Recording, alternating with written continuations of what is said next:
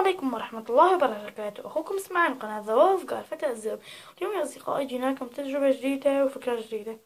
اليوم يا أصدقائي جبت هاي الولاعة تبعت الجاتو، وفضيت بقلبها ومليتها كبريت.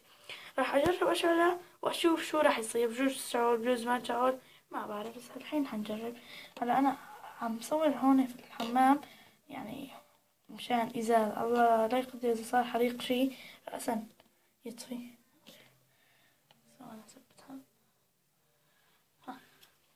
الحين حولعها.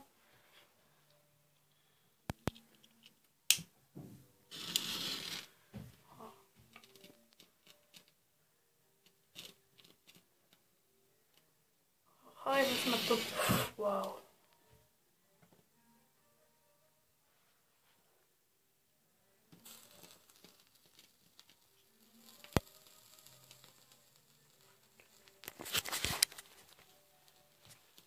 والحين نقوي النار نرجع.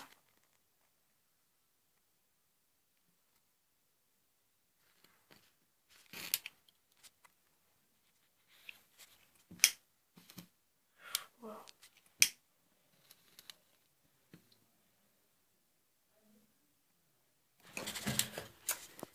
وبس، وهيك نكون خلصنا فيديو.